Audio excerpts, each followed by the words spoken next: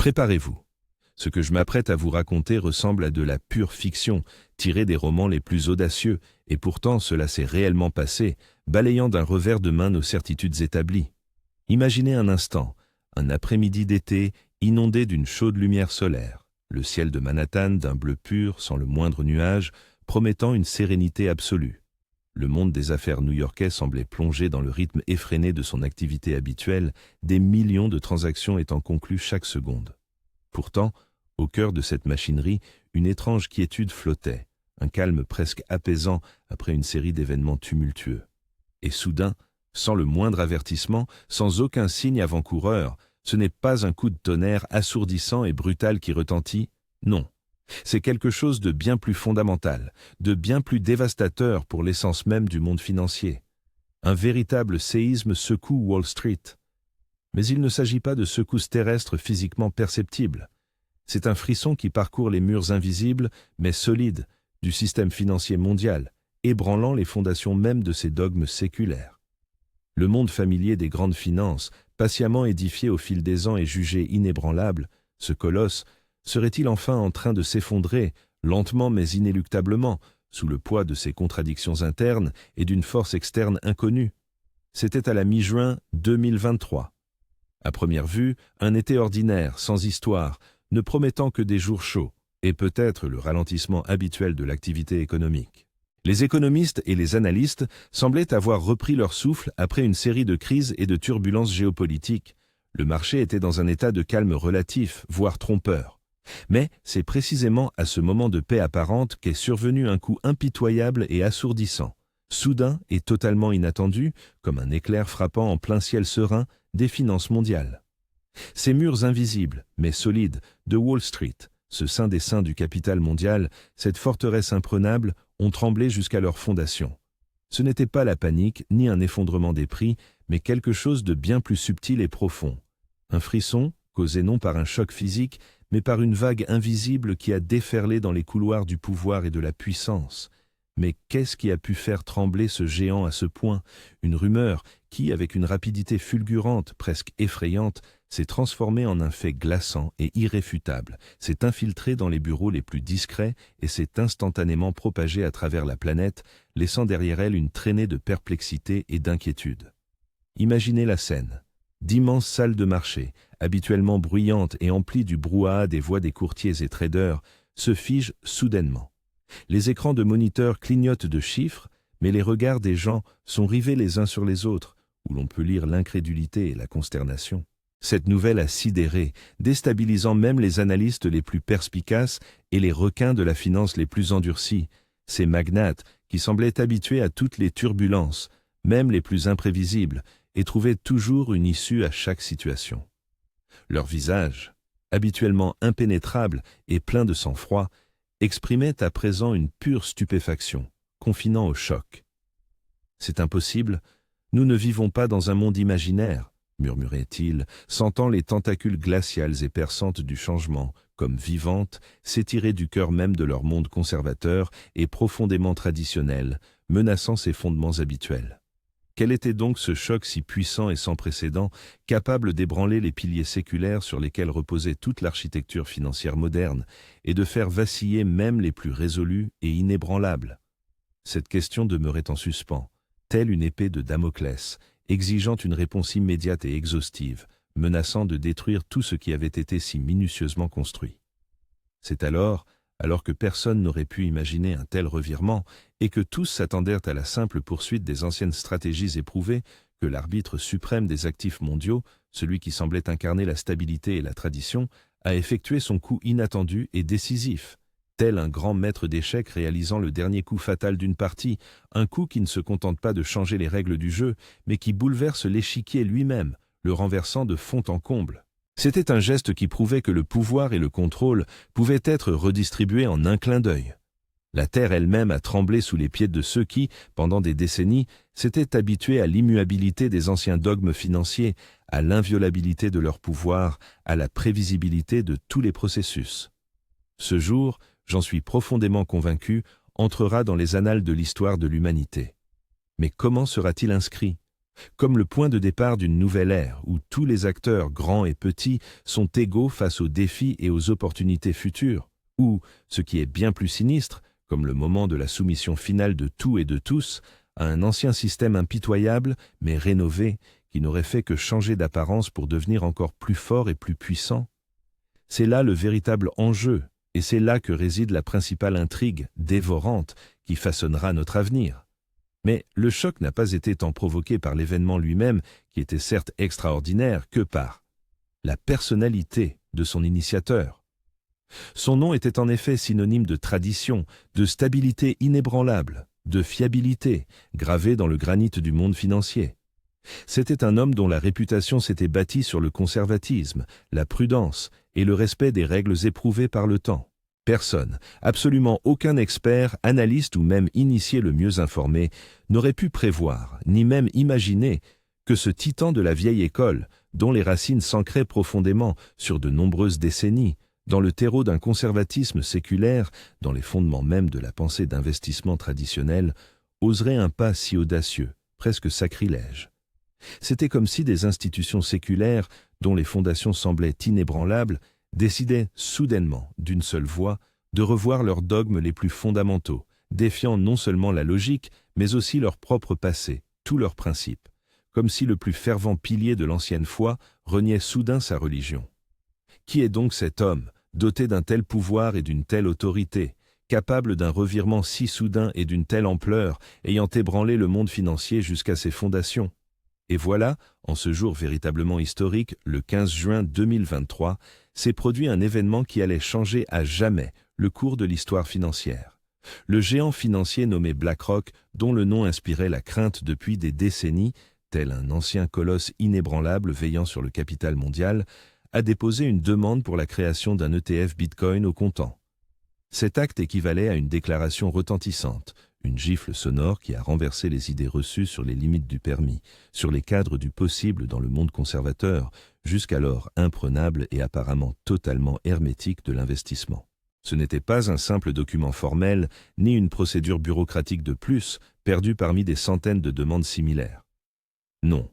La demande d'ETF de BlackRock était un gambit stratégique, finement calculé, froid et impitoyable, joué sur l'immense échiquier à plusieurs niveaux des finances mondiales, où des milliers de milliards de dollars étaient en jeu, déterminant le destin d'États entiers et de millions de personnes. Mais que se cachait réellement derrière ce pas sans précédent et absolument inattendu qui, comme il s'est avéré plus tard, a tout changé et pour toujours? Quel motif secret animait ce titan financier? Cette nouvelle, tel un incendie de forêt, est instantanément devenu le sujet principal de toutes les discussions, de tous les titres de presse, évinçant toutes les autres actualités économiques, tel un tsunami balayant tout sur son passage, ne laissant derrière lui que le vide. Le gestionnaire d'actifs le plus conservateur, le plus influent et sans aucun doute le plus puissant au monde avait accompli l'impensable. Ce qui, hier encore, semblait n'être que de la science-fiction, un rêve irréel pour certains et un terrible cauchemar pour d'autres. BlackRock, dont le nom depuis des décennies était associé, telle une marque indélébile, exclusivement à la tradition, à la stabilité, à des actifs séculaires et éprouvés par le temps, a soudainement, sans raison apparente, misé sur un actif sauvage, imprévisible, volatile, qu'il avait jusqu'alors méprisé, tel un lépreux, comme quelque chose d'impur et indigne d'attention. C'était un virage que personne n'aurait pu anticiper. C'était un acte qui contredisait de manière flagrante des années de déclarations publiques et des principes fondamentaux, apparemment inébranlables, auxquels ils adhéraient avec tant de rigueur et d'exemplarité. Larry Fink, l'architecte même de l'ordre financier mondial moderne, dont le nom était synonyme d'inviolabilité, de stabilité et de conservatisme dans les plus hautes sphères du pouvoir, avait lui-même autrefois prononcé une condamnation publique et sans appel. Ces paroles, prononcées des tribunes des forums économiques mondiaux depuis les chaires des universités les plus prestigieuses, résonnaient comme un verdict définitif et sans appel pour un phénomène nouveau, encore fragile, à peine éclos, qui défiait tout ce qui était familier et établi, menaçant leur pouvoir. Indice de blanchiment d'argent. C'est ainsi, avec mépris, sans appel et avec un dégoût à peine dissimulé, qu'il caractérisait le Bitcoin, le balayant du revers de la main comme une mouche agaçante et insignifiante, indigne de l'attention de personnes sérieuses. Ces déclarations de Fink n'étaient pas simplement son opinion personnelle, c'était bien plus. Elles étaient le reflet exact du scepticisme collectif de l'ensemble de l'establishment financier traditionnel, de sa profonde méfiance envers tout ce qui était nouveau et incontrôlable. Elles ancraient fermement dans l'esprit des investisseurs et du grand public l'image des crypto-monnaies comme un instrument destiné à des opérations douteuses et criminelles, comme quelque chose de marginal, et en aucun cas comme un actif légitime et respectable, capable de prendre sa place dans le portefeuille d'un investisseur qui se respecte. Sa position servait de bastion infranchissable, de mur puissant, protégeant la vieille garde de l'invasion d'idées étrangères et décentralisées qui menacèrent leur pouvoir, leur monopole sur le contrôle du capital. Pour beaucoup, ces déclarations constituaient un verdict définitif et irrévocable, qui fermait une fois pour toutes la porte au capital institutionnel, ne laissant aucune ombre d'espoir quant à son incursion dans le monde des crypto-monnaies. Il était la voix inébranlable de la pensée financière orthodoxe, protégeant les fondements habituels de la révolution crypto imprévisible et rebelle, tel le gardien d'un ancien trésor. Comment, face à une attitude aussi rigide et intransigeante, un virage aussi radical, complet et surprenant, a-t-il pu se produire dans ses vues et sa stratégie? C'est pourquoi sa conversion soudaine, ce revirement dramatique à 180 degrés, a été un choc qui, semblait-il, a réveillé l'ensemble du monde financier d'un long sommeil. Il est devenu un symbole éclatant et incontestable des changements profonds et latents qui, tels des courants sous-marins, ébranlaient les fondements de l'économie traditionnelle, annonçant des transformations à venir. Comment est-ce possible? Le empereur de l'ancien système financier, dont les paroles faisaient loi et dont le trône semblait inébranlable et éternel, a soudainement, sans aucune raison apparente, décidé de prendre la tête de la crypto-révolution, qu'il avait lui-même, hier encore, condamnée si violemment et ostensiblement, la déclarant dangereuse et nuisible. Cette question s'est dressée de toute sa hauteur, tel un ancien sphinx surgit en plein Wall Street, exigeant une réponse immédiate et exhaustive, afin de ne pas dévorer celui qui l'interrogeait, de ne pas le laisser dans l'ignorance et la confusion. Qu'est-ce qui a réellement poussé ce titan puissant, ce géant du monde de la finance, à changer son opinion fondamentale, à renier ses propres convictions, jadis si farouchement défendues, si fermement déclarées, qu'il avait inculquées pendant des décennies à ses partisans? Ce n'était pas un simple tournant rhétorique, ni un banal changement de formulation, mais quelque chose de bien plus profond. C'était un virage radical dans la direction stratégique, une révision complète de toute la doctrine, de tous les principes fondamentaux de son empire. Quel était le véritable motif, caché derrière cette repentance publique, derrière cette acceptation démonstrative d'un actif autrefois méprisé, qui maintenant, soudainement, comme par magie, était devenu précieux et désirable? Quel mécanisme caché ou quelles perspectives colossales et vertigineuses auraient pu obliger Fink à se renier, défiant l'image qu'il avait si méticuleusement bâtie tout au long de sa carrière? Y aurait-il eu quelque chose de plus en jeu que le simple argent, quelque chose de plus précieux que tout capital? Peut-être le pouvoir lui-même, la domination même d'un monde nouveau et inexploré. Pour percer ce mystère financier, tissé de paradoxes et de motifs secrets, pour en pénétrer l'essence même, il nous faut plonger profondément dans l'histoire, jusqu'à ses profondeurs, à la racine même du mal, ou peut-être du génie, selon le point de vue. Le chemin vers la compréhension des motifs actuels, vers la résolution de cette énigme, passe par une analyse minutieuse du passé, par les origines de la création de l'empire BlackRock, dont la puissance détermine désormais les tendances mondiales, les guidant dans la bonne direction. Il est nécessaire de comprendre qui ils sont réellement, ces architectes anonymes du capital mondial, dont les visages apparaissent rarement sur les couvertures des magazines glacés, et d'où émane leur pouvoir presque mystique et omniprésent sur le destin du monde, leur capacité à influencer les gouvernements et des économies entières. Mais qu'est-ce qui se trouve au tout début de cette histoire gigantesque, véritablement légendaire? Comment a-t-elle commencé? À la base de chaque grande ascension, de chaque puissante poussée vers les sommets du pouvoir, il y a généralement une chute des plus profondes et douloureuses qui forge le futur leader, trempant sa volonté et son caractère. En 1986, au cœur même de Wall Street, le jeune Larry Fink, étoile montante de la banque d'investissement First Boston, était alors à l'apogée de sa brillante carrière. Sa réputation était impeccable, son nom était synonyme de succès dans le trading obligataire. Il était réputé pour son intuition et sa capacité à anticiper les mouvements du marché. C'était le Golden Boy de la bourse. Il semblait que rien ne pouvait l'arrêter. aucune barrière qu'il ne pût franchir. Un grand avenir l'attendait, prédit par tous ses collègues. Mais même les étoiles les plus brillantes peuvent s'éteindre d'un seul faux pas, d'une unique erreur fatale qui, en un clin d'œil, anéantira toutes les réalisations passées, les réduisant à néant. Une erreur de prévision des taux d'intérêt a entraîné pour sa banque des pertes colossales et catastrophiques qui ont secoué l'ensemble du marché, provoquant une réaction en chaîne. La somme de 100 millions de dollars, astronomique pour l'époque, a disparu dans l'abîme des fluctuations du marché de sa faute, laissant une trace indélébile et sanglante sur le paysage financier, telle une cicatrice profonde et incurable. Cet effondrement n'était pas qu'un simple revers financier, c'était bien plus. Ce fut une humiliation publique, détruisant non seulement la carrière, mais aussi l'estime de soi de Fink jusqu'à ses fondations, le transformant en paria, en exclu dans un monde où la réputation était valorisée par-dessus tout. La honte fut universelle et son nom devint associé à la plus grande perte de l'histoire de l'entreprise, devenant une légende édifiante et tragique, un avertissement pour tous ceux qui étaient trop confiants. La traumatisme de Fink, ainsi pourrait-on nommer cette expérience douloureuse mais formatrice, qui est devenue la pierre angulaire de tout son futur empire colossal, son fondement invisible. Mais comment, des cendres de cette honte, des profondeurs de cette humiliation, une force capable de conquérir le monde et de le changer, a-t-elle pu renaître? C'est précisément des cendres de la honte, des profondeurs de l'effondrement personnel, de l'amertume de l'humiliation, qu'est née une nouvelle obsession dévorante, devenue son sens de la vie, son étoile directrice.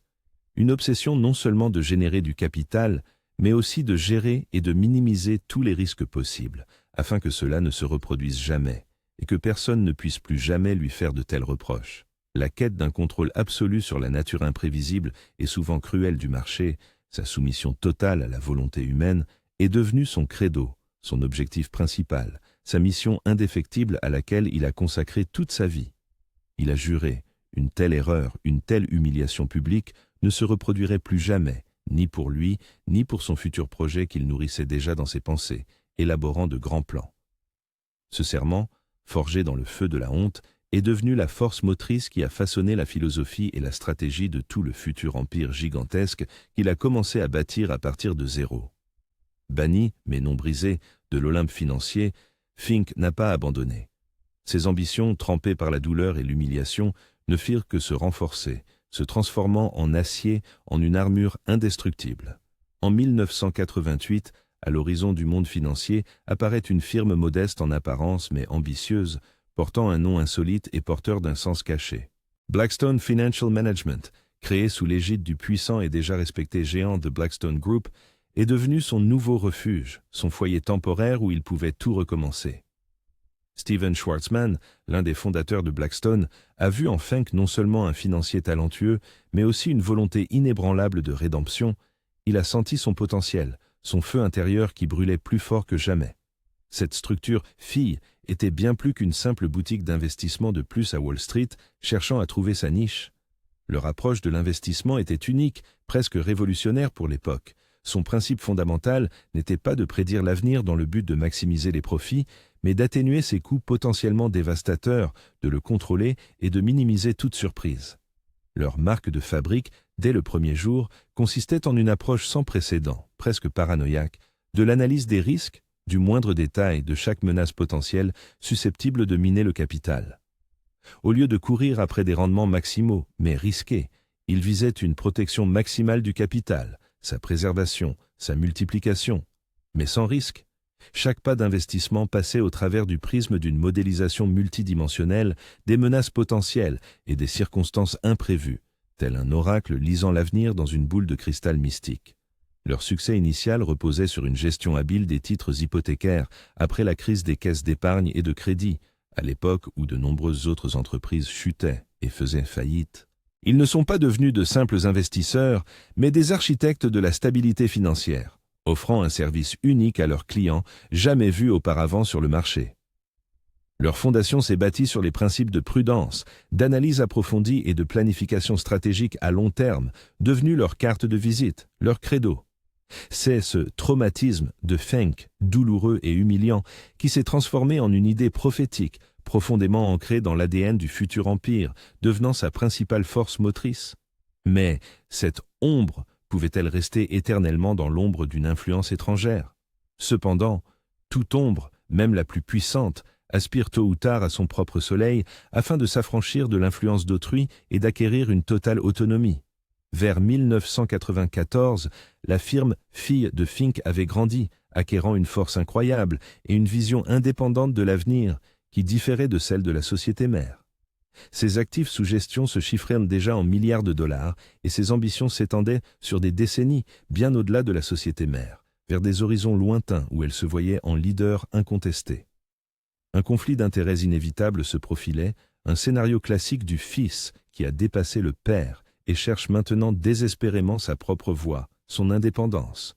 Stephen Schwarzman et Larry Fink se sont affrontés dans une lutte acharnée pour le contrôle, pour l'argent, pour l'avenir de la société qu'ils avaient créée ensemble, mais qu'ils voyaient désormais différemment. Leurs chemins avaient divergé.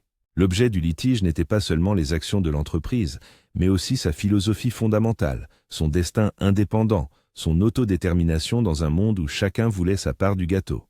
Fink, se souvenant de son erreur passée et de la douloureuse perte de contrôle sur la situation, sur son projet, ne voulait pas répéter une histoire où il ne dirigeait pas son œuvre, n'avait pas un pouvoir total sur elle, où ses décisions pouvaient être contestées.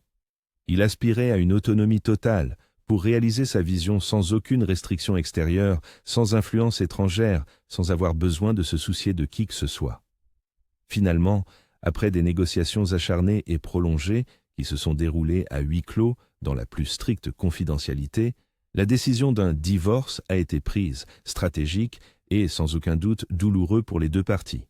Fink et ses partenaires ont racheté leur part, en payant une somme considérable pour l'époque de 230 millions de dollars, ce qui était un prix colossal, presque impensable pour l'indépendance.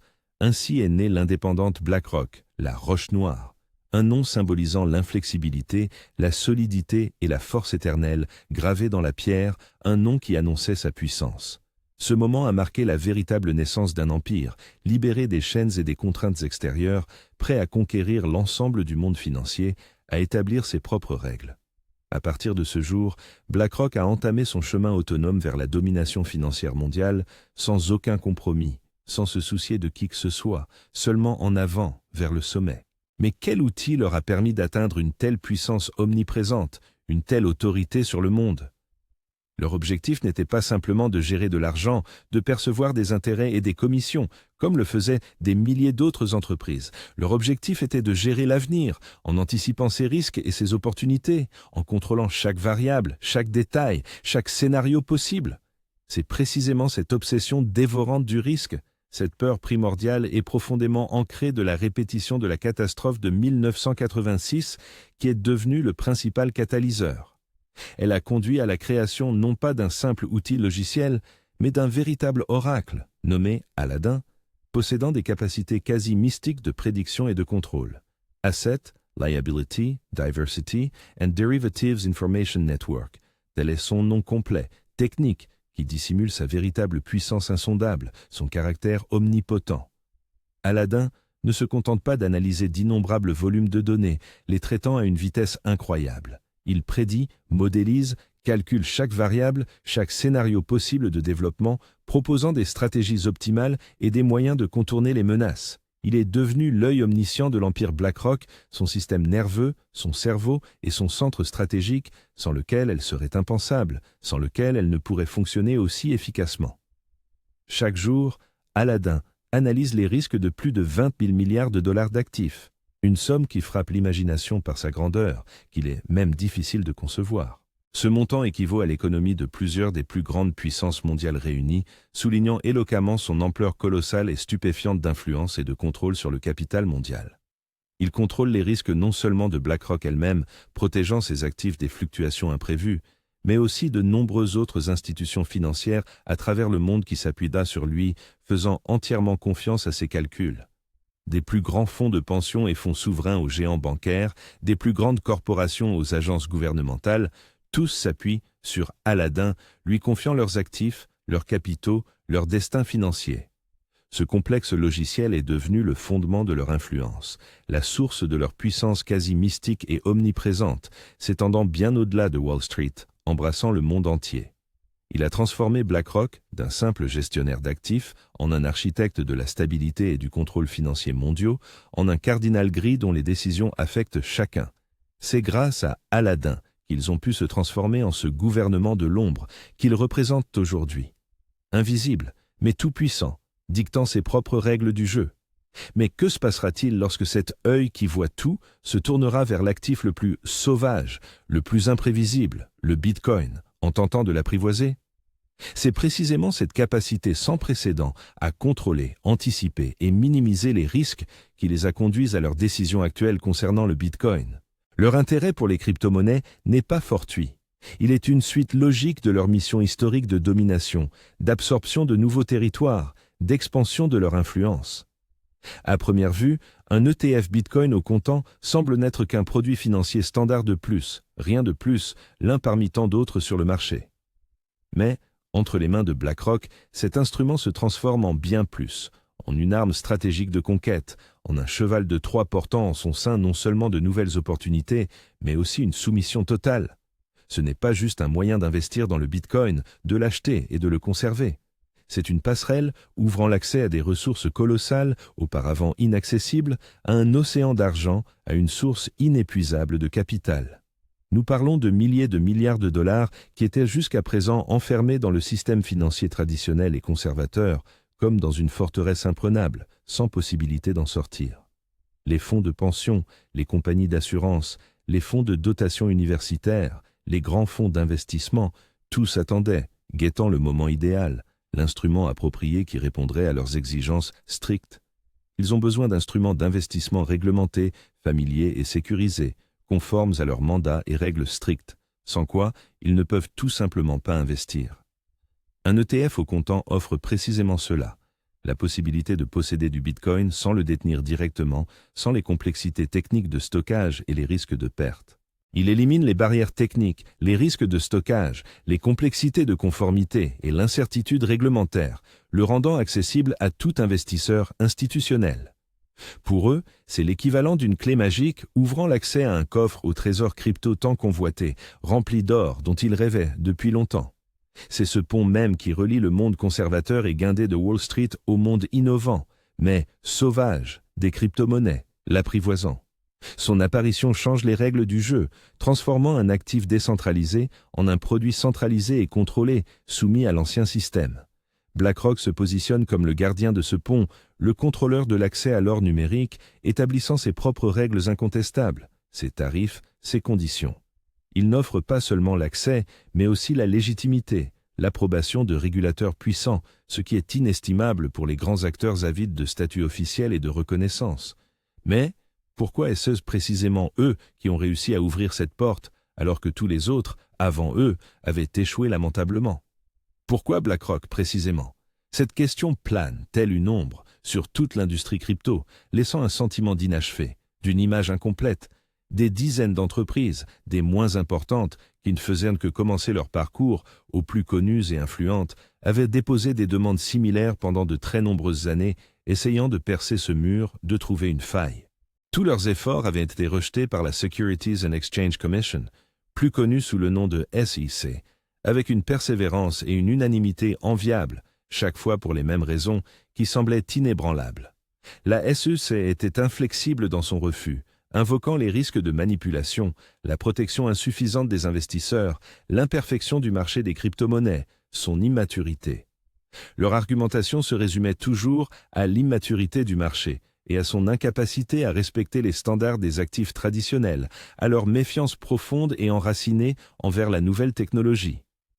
Mais voilà, lorsque BlackRock a déposé une demande pour un ETF Bitcoin au comptant, le ton du régulateur a changé comme par enchantement, comme d'un coup de baguette magique, comme sous l'effet d'un sortilège. Ce n'était pas une simple coïncidence ou un hasard, ce n'était pas une conjoncture. C'était la manifestation d'une force d'influence sans précédent, allant bien au-delà de l'ordinaire, au-delà des simples règles écrites pour tous. BlackRock n'est pas qu'une simple société d'investissement, c'est un État dans l'État, possédant sa propre diplomatie, son propre pouvoir, ses propres lois qu'elle est capable d'imposer. Leurs efforts de lobbying se chiffrent en millions de dollars chaque année, destinés à éduquer les législateurs et les régulateurs, à façonner l'opinion publique, à faire avancer les décisions qui leur sont favorables. D'anciens employés de BlackRock occupent des postes clés au sein du gouvernement, de la Réserve fédérale et des organismes de réglementation, créant un réseau d'influence puissant et invisible qui imprègne toutes les sphères du pouvoir. Ils possèdent cette même clé passe-partout, capable d'ouvrir toutes les portes, de surmonter toutes les barrières bureaucratiques et les obstacles juridiques qui se dressent sur leur chemin, tels des murs invisibles. Leur position de négociation avec la SEC n'était pas celle d'un demandeur, de quelqu'un qui sollicite humblement une faveur, mais celle d'un partenaire égal, dictant ses conditions plutôt que de les quémander, impérieux et inébranlable dans ses exigences. Leur demande n'était pas un simple ensemble de documents, mais une déclaration d'intention qui ne pouvait être contestée ou examinée longuement. C'était un ultimatum lancé au monde entier. C'était une démonstration qu'aux échelons supérieurs du pouvoir financier, il existe des règles non écrites et des privilèges spéciaux accessibles uniquement aux élus, à ceux qui possèdent une réelle puissance. Leur influence s'étend au plus haut niveau de prise de décision, façonnant le tissu même de la réglementation, son essence, ses principes. La SEC, soumise à l'influence de tels géants, a été de fait contrainte de céder, consciente des conséquences d'un refus, comprenant qu'aller à l'encontre de BlackRock serait plus coûteux pour elle, que cela signifierait une confrontation ouverte avec l'acteur le plus puissant. Mais que s'est-il passé après que BlackRock a piraté le système, ouvrant cette porte? Après le dépôt de la demande d'ETF, Larry Fink a franchi une autre étape marquante, véritablement historique, confirmant son pouvoir et son autorité, sa capacité à influencer les processus mondiaux. Sa rhétorique concernant le Bitcoin a changé à 180 degrés, devenant un sujet de large discussion, frappant tout le monde par sa netteté, sa soudaineté. De l'ocre indice de blanchiment d'argent, le Bitcoin s'est soudainement transformé en or numérique, digne de l'attention des plus grands investisseurs du monde, un objet de désir que tous convoitaient désormais. Ces mots, prononcés par l'investisseur le plus puissant du monde, portaient un poids et une autorité colossaux, changeant le paradigme de la perception des crypto-monnaies. Ce n'était pas un simple commentaire ou une opinion personnelle, c'était un signal clair et retentissant pour l'ensemble de Wall Street qu'il était impossible d'ignorer, qui a été entendu par tous. Un signal indiquant que le jeu avait commencé, qu'il était temps d'agir, d'entrer dans l'espace crypto avant qu'il ne soit trop tard, avant que d'autres n'aient occupé toutes les positions avantageuses. Les banques traditionnelles, les fonds spéculatifs, les investisseurs institutionnels, qui avaient hésité et douté pendant des années, suivaient attentivement Fink, retenant leur souffle, attendant son signal. Son approbation était le feu vert, la sanction qu'ils attendaient depuis si longtemps pour démarrer leurs propres opérations avec les actifs numériques, afin de ne pas paraître dépassés. Le marché, réagissant aux moindres fluctuations d'humeur et aux déclarations faisant autorité, a reçu une directive claire pour l'action, vers un nouveau vecteur de développement, vers l'exploration de nouveaux horizons. Suite à BlackRock, d'autres géants de l'industrie financière ont emboîté le pas, déposant leurs propres demandes d'ETF, comme sur commande, comme si une main invisible guidait leurs actions. C'était un effet domino, déclenché par un seul, mais le plus puissant, acteur sur la scène financière mondiale, dont le pouvoir était incontestable, dont l'influence ne connaissait pas de limite. BlackRock n'entrait pas simplement sur le marché, il l'ouvrait aux légions de ses partisans, montrant le chemin, traçant la route, l'illuminant de la lumière de son autorité. Il dictait les conditions d'une nouvelle ère, établissant les standards pour tous ceux qui oseraient le suivre dans ce nouveau monde, le monde des actifs numériques, un monde qu'il façonnait désormais à son image. La réaction du marché aux nouvelles concernant BlackRock a été instantanée et révélatrice, comme pour confirmer leur domination, leur toute-puissance, leur capacité à influencer les esprits et les capitaux. Le prix du Bitcoin, qui était auparavant en stagnation et en incertitude, a bondi sur la simple rumeur de leurs actions, frappant l'imagination par sa vitesse et son ampleur. Les graphiques des prix sont devenus un témoignage éloquent de leur pouvoir sur l'esprit des investisseurs et sur le mouvement des capitaux, tel le pouls du marché réagissant à chacun de leurs mots. Même sans l'approbation officielle de l'ETF, la simple intention de BlackRock, sa demande, est devenue le moteur le plus puissant du marché, le tirant de sa stagnation, lui insufflant une nouvelle vie, un nouvel espoir. Ce n'était pas une simple croissance spéculative, ni un jeu boursier ordinaire, c'était la confirmation de leur capacité à manipuler et à diriger le marché par leur seule présence, par leur seule demande. Leur nom, leur réputation, leur influence présumée valaient plus que n'importe quelle nouvelle économique ou facteur fondamental. Leurs paroles faisaient loi, leurs décisions étaient une ligne de conduite. Ils ont montré qu'ils pouvaient gérer des marchés entiers par leurs seuls mots, par leurs seules demandes, par un simple geste, tels des dieux capables de créer et de détruire des mondes. Cette démonstration de force a été une leçon pour tous ceux qui doutaient de leur domination et de la puissance du gouvernement de l'ombre, qui dirige le monde, assis dans l'ombre, mais tenant toutes les ficelles. Mais quel sera le véritable prix à payer par les crypto-enthousiastes et le Bitcoin lui-même, sa philosophie initiale? Il ne se contenta pas de réagir au marché, s'adaptant à ses fluctuations. Ils le façonnent, le dirigent, le soumettent à leur volonté, tel un chef d'orchestre, tirant les sons désirés, créant la mélodie voulue. Ce pouvoir, fondé non sur le contrôle direct ou la contrainte, mais sur une autorité implicite et une attente universelle, est le plus redoutable, le plus insidieux. Le pouvoir du gouvernement de l'ombre se manifeste précisément ainsi, par un murmure, par une allusion, par un signal stratégiquement important qui change le monde, le bouleversant de fond en comble. Les crypto-monnaies, initialement conçues comme une libération du système traditionnel, comme un instrument de décentralisation, se sont retrouvées sous son influence quasi totale, tel un oiseau en cage dorée qui chante mais n'est plus libre. Ainsi, l'image devient absolument claire, se dégageant du brouillard des conjectures et des suppositions. BlackRock ne s'est pas joint à la crypto-révolution, comme certains le pensaient naïvement, croyant en son indépendance. Il l'a dirigée. Ils l'ont dirigée, non pas pour soutenir son esprit de décentralisation, sa liberté, mais pour la contrôler totalement, la soumettre entièrement, l'intégrer à leur système. Le Bitcoin, né comme une arme contre le système financier centralisé, comme un symbole de résistance, est lui-même devenu son trophée, son actif précieux, sa proie, son prisonnier. L'outil de décentralisation sert désormais d'instrument de centralisation du pouvoir entre les mains de quelques acteurs puissants, de véritables marionnettistes tirant les ficelles. C'est une ironie historique, digne d'une tragédie grecque antique où le héros devient la victime de son destin, de sa destinée, impuissant à l'éviter. Le système que le Bitcoin cherchait à renverser l'a maintenant assimilé, le transformant en son serviteur, en son instrument, le privant de sa liberté originelle, de son esprit rebelle. Ce n'est pas un échec du Bitcoin en tant que technologie ou innovation, mais plutôt la preuve de l'adaptabilité indestructible de l'ancien système financier, de sa capacité à absorber et à transformer, s'adaptant à tout changement. Leur objectif n'est pas la destruction de l'ordre existant, mais la domination, le contrôle total de tous les flux de capitaux, de chaque dollar, de chaque actif. Le Bitcoin, désormais sous leur égide, deviendra un actif de plus dans leur empire de 1000 milliards, géré par l'omniscient Aladdin, leur arme principale. Ils ne sont pas des révolutionnaires, ce sont des conquistadors, conquérant de nouveaux territoires sur la carte des finances mondiales, étendant leur possession, leur pouvoir. Leur code de la richesse est désormais inscrit dans les algorithmes de la blockchain, les soumettant à leur logique, à leurs règles, à leur contrôle omniprésent.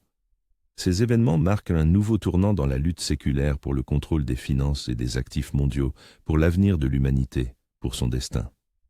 Devant nous, témoins de cette grandiose transformation, se dresse une question profonde et fatidique, exigeant une réponse, une question qui déterminera beaucoup de choses.